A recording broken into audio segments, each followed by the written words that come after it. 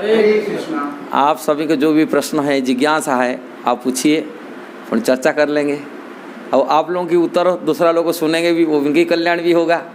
सही है ना? अलग अलग प्रश्न, ठीक है। यहाँ आध्यात्मिक प्रश्न उत्तर होता है, आध्यात्मिक जो जिज्ञासा हो वही पूछिए, जिससे दूसरे की कल्याण हो। ठीक है? हरे कृष्णा।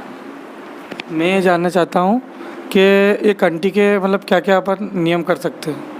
माला जप करने के लिए? हाँ, माला जप मतलब जब गले में पहनते ना अपन, हाँ, तो उसके लिए तुलसी, क्या क्या नियम का पालन कर सकते हैं? तुलसी जो पहनेंगे उनको अति कम से कम लहसुन प्याज नहीं खाना चाहिए। ठीक है?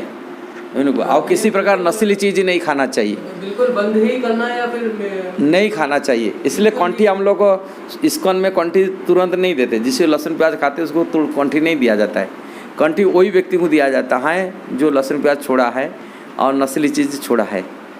नस्ली चीज़ खा करके लोगों को कंठी तुड़, हाँ, जैसे ही चाय, कॉफ़ी, सिगरेट, तंबाकू और गंजा वगैरह है, शराब वगैरह है जो पीता है, उनका मना करते हैं। क्यों? कारण वो ये कि जो कंठी है भगवान की एक पवित्र तुलसी प्रिया है। कंठी भगवान के प्रिय, कारण ये तुलसी की पक्का माला पहन करके ये सब चीज़ माने अधर्म के रास्ता है। धर्म की चार पैर होता है जिसमें धर्म टेका हुआ है, और वो चार चीज़ में धर्म की हानि होता है। चार चीज़ में किस में होता है धर्म? एक होता है धर्म की पैर, तो जान लीजिए धर्म का पैर जो होता है, प्रथम पैर होता है तपस्या। तपस्या मतलब जानबूझकर कष्ट को सहना, इंद्रियों को संयम रखना।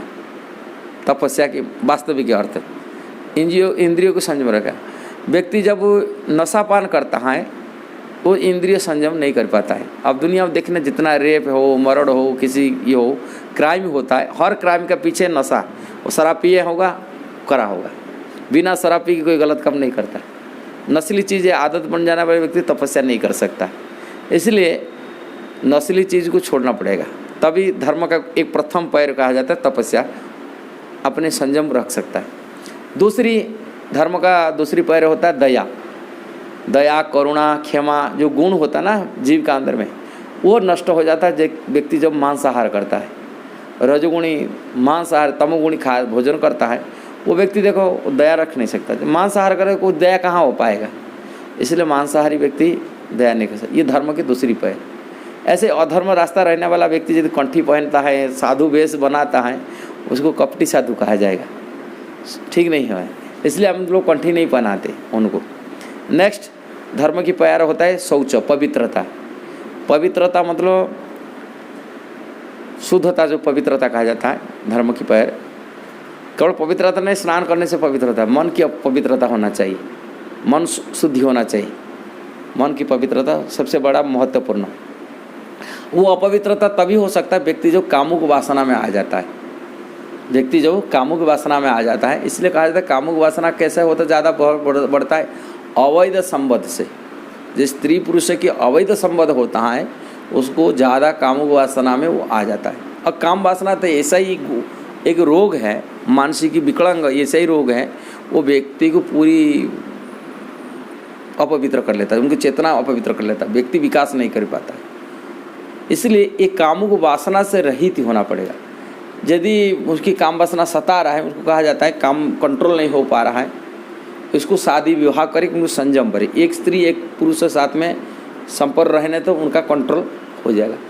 विवाह प्रथा इसीलिए बना गया, उसको संयम बनाने के लिए, इंद्रियों को संयत बनने, काम वासना रहित होने के लिए।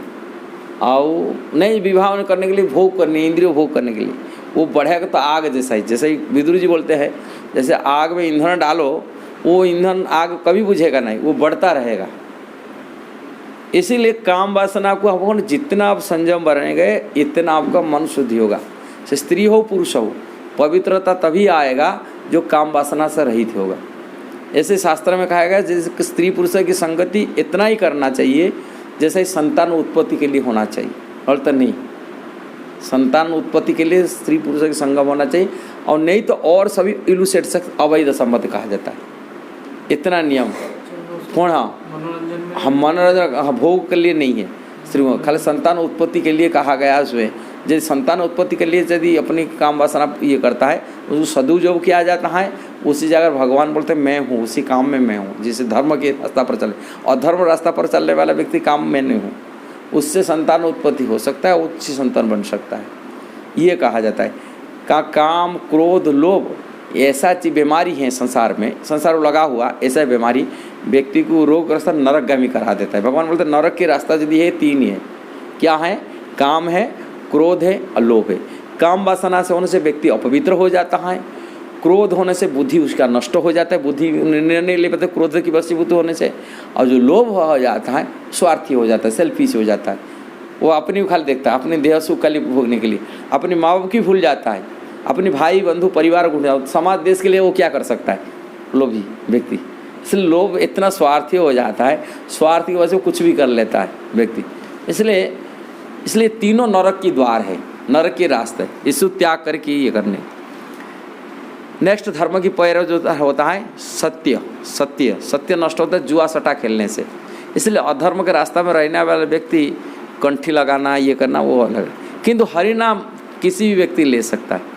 यदि हरिनाम किसी भी व्यक्ति लेता है वो पवित्र हो जाता है, उनका कलमश नष्ट हो जाता है, उसके अंदर में काम वासना नष्ट हो जाता है, क्रोध नष्ट हो जाता है और लोभ भी नष्ट हो जाता है। यहाँ पर जो कलमश है ना, काम क्रोध लोभ मद आश्चर्य, ये जो छह बोलते हैं शत्रु है, षड रिपु कहा जाता है, शत्रु कहा जाता है, ये नष्ट हो जाता है हरिनाम लेने से।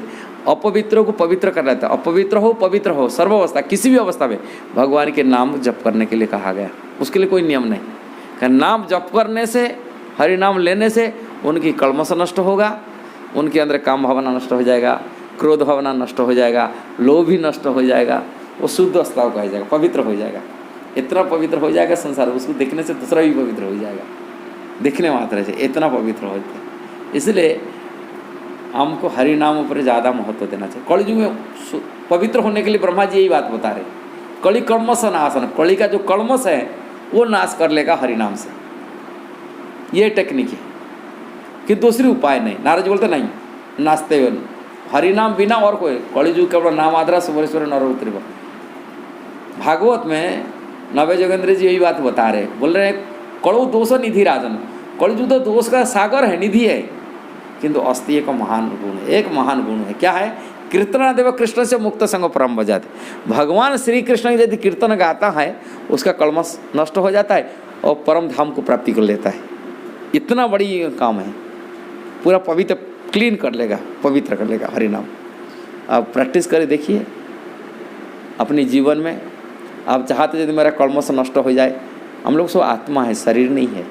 ये शरीर की जो संसारी रोग लगा हुआ है ना, ये रोग से हमको बचना है।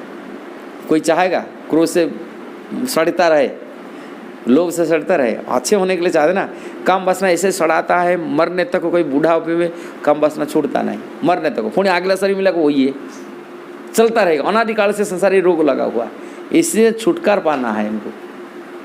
काम वासना से मुक्त होना, क्रोध से मुक्त होना। काम वासना के लिए कृत्य के लिए लोग क्या क्या नहीं करते, कितना कष्ट उठाना पड़ता है, परिवार घर द्वार, इतना संसार को, उसके लिए तो पूरा जीवन को पूरा बर्बाद कर लेता है। और लोग इतना पागलपन हो जाता है, ऐसा क्राइम कर लेते काम वासना के लिए अपनी जीवन। अब देखोगे कई क्राइम हुआ, हाँ, एक काम वासना से ये करने के लिए। और दिल्ली में आपको जो घटना घटा था, क्या नाम उसका, नाम क्या हुआ था, 2000 निर्भया केस हुआ था। उनकी क्या हुआ लाइफ जिंदगी, उनका परिवार रहे ना, माँ बाप पर साथ दिया ना, पत्नी रहे ना, बच्चे थे, शादीशुदा भी थे, बच्चे भी थे, उनके किसकी पाली हुआ है, जेल में भोगना पड़ा, अंत में मरना पड़ा, ये काम के कारण से। कितना दुर्घटना कर। थोड़े दिन पहले देखो हैदराबाद की एक केस हुआ था, उनकी ज़िंदगी क्या हो गया, काम वासना पूर्ति करने, थोड़े से काम वासना के लिए अपनी ज़िंदगी पूरी बर्बाद हो गया, लाइफ पूरा बर्बाद हो गया। इसलिए काम इतना शत्रु है, भगवान बोलते ये बड़ा शत्रु है। काम है सो, क्रोध है सो, और रजत गुण समद्भव, ये बड़ा शत्रु है। भगवद गीता में यही शिक्षा भगवान देते हैं। इससे आप बचो, इसको मुक्त हो जाओ। ये काम वासना मुक्त हो जाए, पूरा पवित्र हो जाएंगे तभी आनंद सुख में जी सकते। ये माया का सुख है, वास्तविक ये सुख नहीं है। जैसा ही सुख होता है ना, जैसा ही ऊँट होता है, राजस्थान में देखोगे ऊँट खाता है, कंटीली पेड़ खाता है। कंटीली पेड़ खा करके वो पेड़ सोचता है कंटीली पेड़ का, उनका जीवा छेद हो जाता है, कंटा लग करके जीवा में खून निकलता है जीवा में। वो ऊँट सोचता है ये पेड़ से ही मेरे को खून मिल रहा है और पेड़ से आनंद मिल रहा है, वास्तविक खून तो अपनी जीवा में जा रहा है। ऐसा ही लोग काम वासना सड़ते हुए सबसे शरीर सबसे ताकतवान शरीर जो चीज़ होता है वो वीर्य होता है, सीमेन जिसको कहते हैं, सबसे बड़ा ताकतवान शरीर का जो सप्त धातु में बना हुआ है, माने सबसे होता है वो ताकत, माने 72% माने ड्रॉप ब्लड से 1 ड्रॉप सीमेन बनता है और वो नष्ट हो जाता है इस काम वासना से बनता है और उसको बचा नहीं पाते। इसलिए बचपन से चाइल्डहुड से जो हमारा वर्णाश्रम भारतीय लगा ना, गुरुकुल में सिखाया जाता है ब्रह्मचर्य जीवन, ब्रह्मचर्य पालन करने, ब्रह्मचर्य लाइफ में ट्रेनिंग दिया जाता है। हम काम वासना से कैसा रहित हो सकते, जितना काम वासना में रहित होंगे हम इतना पवित्र होंगे। ये बहुत जरूर है, इसको सबको नवयुवक को हम लोग स्कूल जाते कॉलेज जाते यही बच्चों को बताते आप लोग इससे बचो। काम वासना से बच गया अपनी इंद्रियों को समझ, अपनी शरीर की कांति भी मिल सकता है, आप लोगों को बोलने का पावर बढ़ सकता है, पढ़ने का स्मरण शक्ति बढ़ सकता है, धन संपत्ति कोई अभाव नहीं रहेगा। ये पूरे वास्तव व्यक्ति दारिद्र्य बना देता है, व्यक्ति को कमजोरी बनाते हैं। इसलिए शरीर की यदि क्षमता ताकतवान बनाने के लिए होता आप लोगों को ब्रह्मचर्य जीवन बिताना पड़ेगा, सीखना पड़ेगा, एकदम नहीं होगा, आप लोगों को ट्रेनिंग लेना पड़ेगा धीरे धीरे। तो कोई मालूम नहीं होता, पहले तो ज्ञान हो, ज्ञान होने से व्यक्ति को अज्ञान ही दुख मिलता है, जो ज्ञान हो जाता है तभी धीरे धीरे आगे प्रगति कर लेता है। ठीक है, हाँ नेक्स्ट आप उनकी प्रश्न है, आप दूसरी वीडियो आप बनाइए और काटिए। हरे कृष्णा। हरे कृष्ण।